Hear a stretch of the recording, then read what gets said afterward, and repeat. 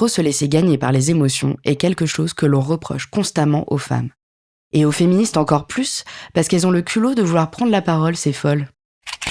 Hystérique, c'est vous qui êtes folle, là. Non mais faut pas se mettre dans des états comme ça. Hein. Non mais calmez-vous madame, ça va bien se passer. C'est une sorte de Greta Thunberg ménopausée.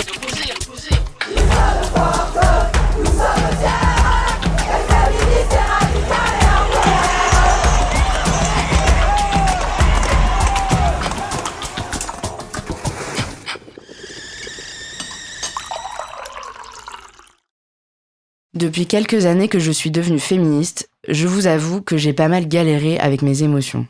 Ah, la casseuse d'ambiance. Féminazie, quoi.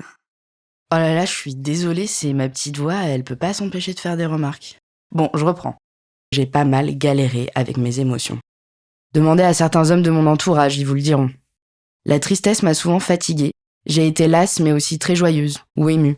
Je suis souvent dégoûtée, j'ai honte parfois, et quoi qu'il arrive, je suis tout le temps inquiète. Je sais maintenant que je suis loin d'être la seule. Nous savons que notre colère est légitime, mais aussi qu'on l'utilisera contre nous et qu'il nous faut apprendre à la maîtriser, voire à la cacher. Est-ce que ça vous est déjà arrivé 20 fois de débattre des heures avec un homme qui vous sort des choses comme ça ? Moi je suis de ton côté, hein. Mais franchement, j'apprécie pas les méthodes. Pourquoi tu me dis ça à moi ? Tu sais bien que je suis pas comme ça. Bah tu vois, tu t'énerves. On peut pas discuter. Ouais, bah moi je trouve que tu desserres ta cause. Est-ce que vous avez déjà fini un tel débat en larmes, rongé par un sentiment d'humiliation persistant, par la colère et la culpabilité ? Vous avez déjà eu peur pour votre entourage féminin ? Est-ce que vous avez déjà eu du mal à retenir vos larmes en écoutant une énième copine raconter ce qui lui est arrivé ou en lisant un article de presse sur un nouveau féminicide ?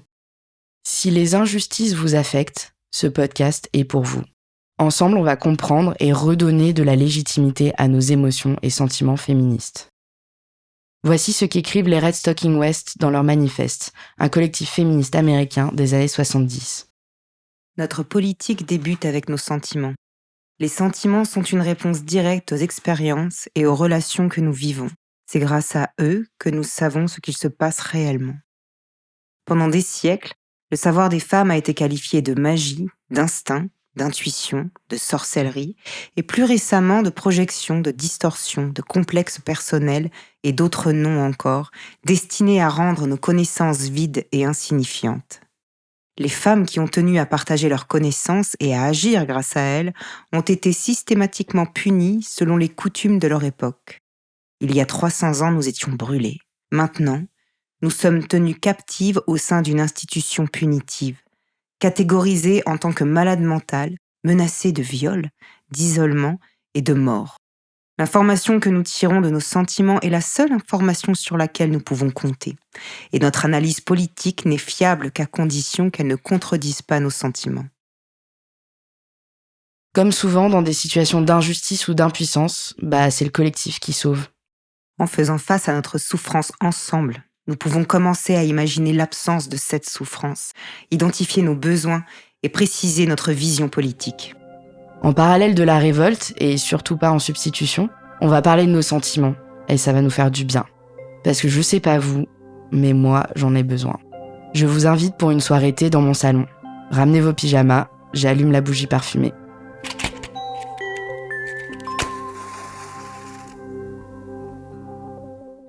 Mais avant ça, on va se faire un petit récap rapide de la situation. Les femmes sont folles, ok. Surtout celles qui veulent prendre la parole et exister publiquement, hors de leur foyer où elles sont reléguées en travailleuses non payées depuis quelques siècles. Pendant ce temps, leurs maris, libérés des gosses et du ménage, ont le temps de faire des choses plus intéressantes, comme la politique. Comment peuvent-elles élaborer une pensée complexe et remettre en question l'ordre établi, alors que tout le monde le sait, elles sont gouvernées par leurs hormones ? Mais t'as tes règles ou quoi ? Ah la revoilà. Mais Sandrine Rousseau, si vous l'écoutez, on a l'impression d'une illuminée, on a l'impression que c'est la folie verte. C'est une sorte de Greta Thunberg ménopausée. Les femmes sont déraisonnables dès lors qu'elles s'expriment. Même si elles font preuve d'un calme olympien pour tenter de développer leurs arguments, au milieu d'hommes qui ne les écoutent pas et les provoquent en parlant délibérément plus fort. Lorsque l'on dénonce une injustice si grande et si absurde qu'elle en est presque difficile à concevoir, il ne faudrait pas laisser transparaître une once d'empathie, de sidération ou de colère. Cela suffirait à nous discréditer complètement. Ouais, puis on se demande bien si c'est pas ceux qui ont un problème avec leurs émotions qui ont décrété ça. Oui, bon... Et je suis très en colère.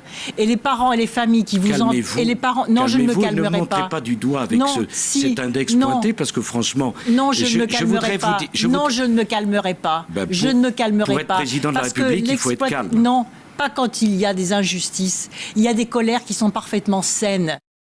Et malgré tout ce qu'on peut penser de Ségolène Royal, franchement, un gros big up à elle pour cette punchline. Bon, ça suffit ?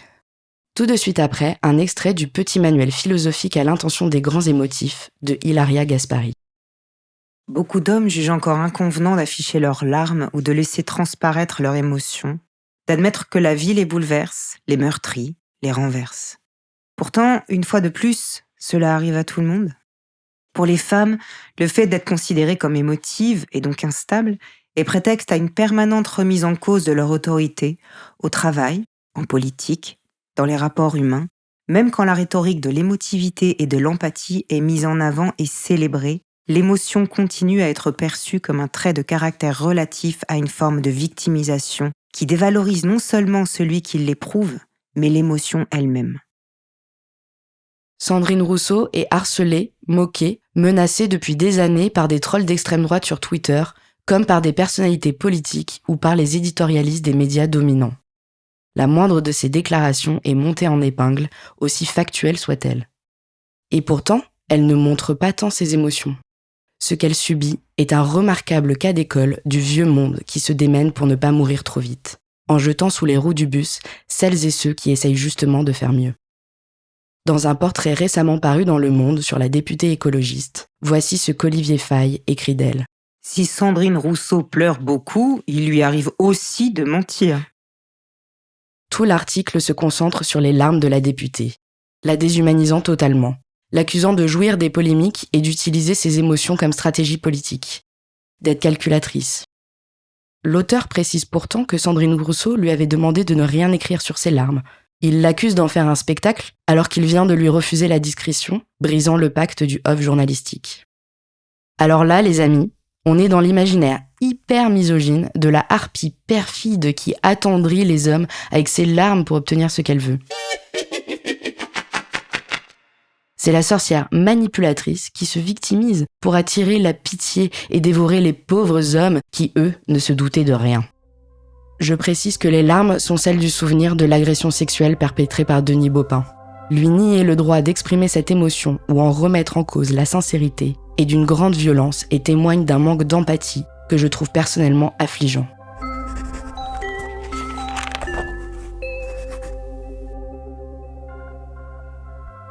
Bon alors, d'où viennent les émotions ? On va rapidement reprendre les bases. C'est quelque chose de naturel. Elles sont un ensemble de réactions hormonales qui se produisent dans notre corps par rapport à notre environnement. Expression du visage, cœur qui s'accélère, transpiration, peau qui rougit, etc. Les expressions des émotions répondent à un ensemble de normes culturelles qui varient selon les époques. Par exemple, comme le dit la petite voix, pas la mienne, celle que vous connaissez déjà. Nous sommes tous capables de sourire de joie ou de pleurer de tristesse, mais l'expression de nos émotions dépend aussi beaucoup de notre culture. Par exemple, la colère et la tristesse sont complètement intériorisées au Japon, alors qu'elles s'expriment beaucoup plus sur les bords de la Méditerranée. Les émotions ont une fonction de survie, notamment la peur qui pousse à fuir les dangers. Les chercheurs ont montré que d'autres émotions comme la tristesse, la joie ou l'empathie ont également une fonction de survie. Elles permettent à l'être humain de vivre en groupe, de se reconnaître comme similaire en partageant ses émotions, ce qui permet la reproduction et l'entraide. Pourtant, culturellement, elles sont plutôt mal perçues. Avant de dire émotion à partir du 19e siècle, on disait passion, qui vient du latin patior et qui signifie souffrir. Dans l'Antiquité, on avait une vision très binaire de l'être humain. On séparait âme et corps, intelligible et sensible. Ainsi, les passions étaient considérées comme quelque chose de totalement passif. L'âme subit les réactions du corps. Le sens, les perceptions et les émotions se sont vus par tradition au cours des siècles séparés de l'esprit, de la raison, et surtout dévalués. Même si c'est une interprétation rapide de l'histoire de la philosophie occidentale, c'est celle-ci qui prévaut dans nos cultures. La philosophe Ilaria Gaspari explique que c'est Spinoza qui vient mettre un coup de pied dans la fourmilière de cette dichotomie et hiérarchie raison versus émotion. Il montre qu'il existe un apprentissage résultant de ces phénomènes et se met à parler d'affect, introduisant la notion que notre environnement nous touche et nous change, les affects étant notre manière de réagir à celui-ci. Ce que la neurobiologie a confirmé depuis, comme l'autrice le rappelle, c'est que la raison et les émotions fonctionnent bien ensemble. Les émotions ont tout à fait leur part dans le processus de prise de décision. Pour faire simple, sans peur, pas de décision de prise de fuite et de mise à l'abri du danger. Or, fuir un danger est bien une décision que l'on qualifierait spontanément de rationnelle. C'est donc Spinoza qui nous a débarrassés de cette dualité corps-âme, sensible, intelligible, en disant « Nous sommes une seule et même chose ». GG à lui, bien joué gros. Mais ça va durer encore longtemps ? Bon, je reprends. On continue culturellement à se traîner des idées reçues absurdes, notamment que les émotions seraient inférieures à la raison, puisque du côté de la nature, de l'animalité, de la soumission. On dit bien « Écoute Jean-Mi, contrôle tes émotions » à quelqu'un qui ne se comporterait pas de manière socialement acceptable.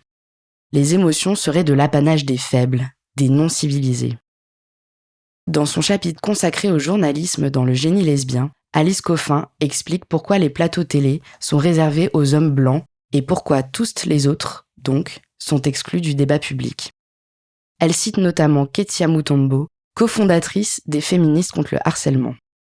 Dans les systèmes de la pensée européenne, il y a une diabolisation de l'émotion. Elle est opposée au cartésianisme. Cette diabolisation de l'émotion est une arme sexiste et raciste. Ce positionnement des journalistes est celui qui pouvait dire des femmes blanches qu'elles étaient hystériques, des personnes racisées et colonisées qu'elles n'étaient pas des personnes sociales, mais des animaux d'émotion. Or, les émotions, si elles sont valorisées, peuvent être non seulement un facteur de compréhension de l'autre, mais aussi un moteur d'amélioration de la société. Vous connaissez sans doute le génial podcast Émotions de Louis Média. Et si ce n'est pas le cas, je vous invite à aller l'écouter. Il est passionnant et a été évidemment une grande source d'inspiration pour cette série. L'historienne de la Révolution française Sophie Vanish montre par ses travaux qu'à l'époque, les émotions ne sont pas dévaluées ou niées. Voici ce qu'elle dit au micro de Brune Bottero dans un épisode d'Émotions. Alors j'ai commencé à travailler sur les émotions parce que je les ai rencontrées d'une manière extrêmement massive dans l'archive politique révolutionnaire. C'est une archive où la question des larmes, la question des sentiments et la question des émotions au sens strict, la colère, l'enthousiasme, l'indignation, la peur, sont extrêmement présentes comme argument. C'est-à-dire parler de sa peur ou parler de son émotion face à un spectacle ou face à une situation a valeur d'argument pendant la période révolutionnaire. Ce qui n'est bien évidemment plus le cas aujourd'hui. Même à des personnes apportant des arguments purement scientifiques, on reproche leur émotivité. Je voudrais d'abord que vous vous calmiez, ce qui nous ferait plaisir. Mais attendez, vous trouvez ça normal ? Non, oui, je trouve ça normal que les gens puissent s'exprimer. Donc, s'il vous plaît, je voudrais que... C'est vous qui êtes folle, là. C'est vous qui êtes dingue. Fallait pas me dire si vous voulez discuter qu'avec des gens avec qui vous êtes d'accord. Ce que vous dites est parfaitement ridicule et désagréable pour ceux qui vous reçoivent, madame. Donc je ne vous connaissais pas, je trouve extrêmement agréable. Je ridicule, en fait. Ah oui, je vous trouve très ridicule. Vous avez le droit d'écouter les autres plutôt que donner une image hystérique de votre pensée. Alors, vous excusez-moi, ça fait 25 ans que je travaille avec des scientifiques. Oui, mais vous pouvez vous tromper depuis 25 ans, madame. Et oui, je travaille. Vous pouvez vous tromper depuis 25 ans. Jacques Séguéla. Et puis vous pouvez écouter les autres surtout. Ça serait pas mal d'écouter les autres. Je vous assure, un peu de tolérance. Si vous êtes ahuri, un peu de tolérance autour du plateau. Vous avez déjà entendu, je parle, monsieur a vous avez une tête qui vous êtes entré vous avez réussi à entrer sur notre studio. Mais en fait, vous avez une tête qui ne rentre pas dans. Vous avez une tête qui n'entre pas dans les studios aussi. Un peu d'humilité. Ouais, puis spéciale dédicace aux militantes écologistes, parce qu'elles prennent souvent très très cher. Vous pouvez retrouver toutes les sources en description. Pour discréditer une femme, les masculinistes vont souvent utiliser l'argument des émotions. La perception des émotions est genrée parce que les femmes, comme les émotions, sont dévalorisées. Un homme qui se met en colère est un homme puissant qui sait se faire respecter. Un homme racisé, en colère, est sauvage ou violent. Et une femme en colère est une hystérique qui a ses règles. Ou encore une mal baisée. Les deux expressions étant liées. On connaît l'origine du mot hystérique éminemment sexiste puisqu'il veut dire malade de l'utérus et que Freud l'utilise pour décrire une angoisse liée à un souvenir traumatisant qu'il rattache systématiquement à la sexualité. Donc en gros, pour la faire courte et très vulgaire, l'idée derrière tout ça, c'est quoi de mieux pour calmer une femme qu'un bon coup de bite ? Chut. Bref, les hommes blancs pensent, les femmes ressentent. Ils appartiennent au monde des idées et elles de l'affect. Ils écrivent des gros livres de philo et dirigent le monde. Elles saignent une fois par mois et donnent le sein à leurs enfants. Je caricature volontairement la binarité du truc, mais ce système de croyances bien ancré dans nos inconscients appartient au fondement du mépris des femmes. Il est aussi à l'origine de la méfiance vis-à-vis du féminisme, puisque le but du féminisme est bien de casser ce système binaire. Tout de suite après, l'introduction de l'article « Les émotions à l'épreuve du genre », signé à deux mains par l'anthropologue Damien Bocquet et l'historien Didier Lett. Les émotions sont souvent considérées comme un puissant marqueur de genre, jouant un rôle central dans les délimitations culturelles et sociales du masculin et du féminin. Depuis la théorie antique des tempéraments, en effet, le masculin est du côté des émotions chaudes et sèches, colère, fureur, hardiesse, haine. Le féminin du côté des émotions froides et humides, modestie, douceur, crainte, pudeur, compassion, langueur. Dans le monde occidental, on considère aussi que les émotions sont davantage féminines et que la raison est plutôt masculine. Les femmes, réputées plus proches de la nature et irrationnelles, manifesteraient en effet une sensibilité plus exacerbée que les hommes, exprimeraient davantage leurs sentiments, quitte à ce qu'elles se laissent déborder par eux, passeraient plus rapidement d'une émotion à une autre, seraient lunatiques ou hystériques. Les hommes, êtres de culture et de raison, auraient plus de retenue et de contrôle d'eux-mêmes, maîtriseraient bien davantage d'expression de leurs émotions et en changeraient moins souvent. Dans la façon dont elles sont jugées, attendues et parfois exigées, les émotions viriles ou efféminées sont donc genrées. Sauf que, Spinoza, rappelez-vous, nous sommes une seule et même chose. Mais quel beau gosse. Bon, c'est fini, oui. Nature et culture fonctionnent ensemble. Ça n'a pas de sens d'organiser les genres en fonction de ça. J'ai eu envie de faire ce podcast pour tordre le cou à ces deux antagonismes sur les émotions. Le premier est qu'elle serait l'opposé de la raison, et le second est que celle des femmes serait inférieure à celle des hommes.